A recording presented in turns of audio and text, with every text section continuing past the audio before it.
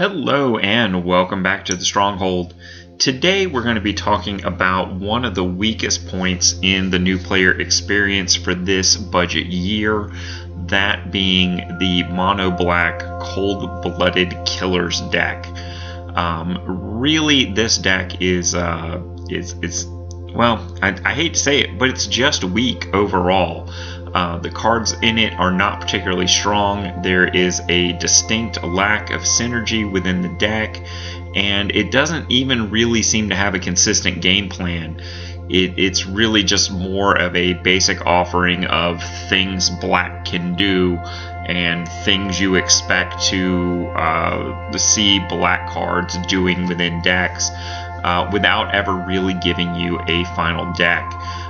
It really did take a lot of drafting across virtually every set in this budget context in order to get something which I consider to be potentially playable, yet still unproven. But before we get into all that, did you know that the majority of YouTube viewers never end up subscribing to channels, even the ones they watch the most? So allow me to take this opportunity to invite you to subscribe to the Planeswalker Stronghold for all your new player experience, free-to-play, and budget needs. That way, you never miss out on a thing. Welcome to the family. One of the earliest cards that we identified that would make mono black or black in general stronger was the Archfiend's Vessel, an uncommon from M21. At a 1-drop for 1/1 with a lifelink, this creature effectively attacks into an open field or into a mildly defensive field, functionally for 2 damage when you take into account the lifelink. The fact that it can die and then be cheated out into a 5/5 flying demon makes it a real threat on the board, and as a defender, most of your opponents are not going to want to put this into your graveyard just to have it cheated back out as a much bigger threat. This card has been on the radar since very early on in every black deck list iteration that I have done this season. Our next early identification was Call of the Death Dweller from the Ikoria set. Again, at an uncommon and a sorcery, this was a fairly easy item to draft up, and not only does it cheat out our Archfiend that we just finished talking about, but also makes all of our 1, 2, and 3 drops much more resilient, bringing them back to the field over and over again.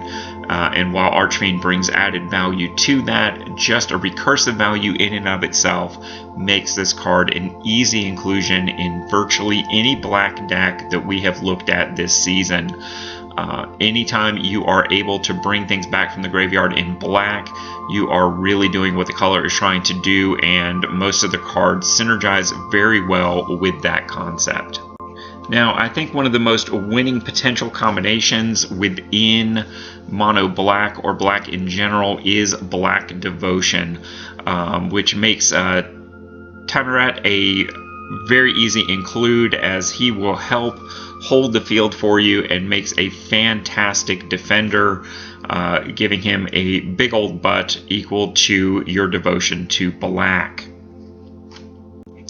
And since we want to go with devotion as a theme within our mono black deck, we want to include cards that have a lot of pips, meaning a lot of black mana symbols on them to raise our devotion. And in that category, it just doesn't get much better than Underworld Dreams. Even having multiple copies of this enchantment out will deal even more damage to your opponent as they draw cards. And let's face it, a lot of our opponents are going to want to draw cards. As always, at this point in the year, I like to keep decks as budget as possible. So what you will find is that this deck contains a lot of the good rares that were available to us in black. Unfortunately, it was a short list, but we do get very lucky with a single copy of Nightmare Shepherd. And if you have been able to get additional copies of this from Theros, I highly recommend running all of the copies that you have at your 4-drop slot and cutting other cards as needed. The fact of the matter is, this card combos very nicely with one of our finishing pieces within the Devotion to Black build, and it's really worth having just as many copies as you can. I would not run wild cards, but this should be a card that you've drafted at this point at least 2 copies of, giving you a total of 2 to 3. Next up is the absolute hinge pin of this deck, and probably the all-star uncommon in black for this budget year. That, of course, is our buddy Gary, otherwise known as the Gray Merchant. When he comes into play, he deals damage to your opponent equal to your Devotion to Black, and you gain that much life. So not only is he hurting your opponent, but he is helping you stay in the game longer in case you need an additional turn or two to close out the game. My experience is that this card often ends the game, even if it is in conjunction with an all-out attack in the combat phase. And having brought this down either in the main phase or the second main, depending upon what you expected the combat to bring.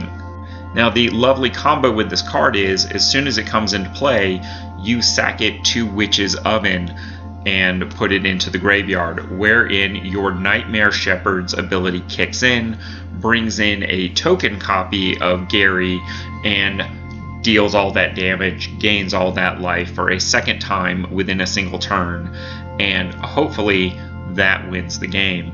Repeat as necessary. And Matt wants you to know that the list is down in the doobly-doo, so don't feel like you need to pause the video. You can always just pull up the list and, in fact, import it directly into Arena. But when you boil all that down, you get something that looks like this. And a lot of these cards on the high end are going to look very familiar to you, as well as some of the low-end staples in the deck like Mire Triton, just too good not to include. Of course, many of the key components we just finished talking about, but all in all, you end up with a deck that essentially steals some games. I'm really not sure that this is going to be a great budget deck for us in the long run, but it is definitely a deck that will continue to be on our radar as potential, mostly because it has so much high-end potential within Historic, and it really wouldn't take more than 1 or 2 really good cards to push this over the edge, not only to a good budget deck, but potentially to a tier 1 deck. Now, with all that having been said, I'd like to invite you to take this opportunity to like, comment, and subscribe. It is the budget way to support the channel right now, because none of these things cost you a thing.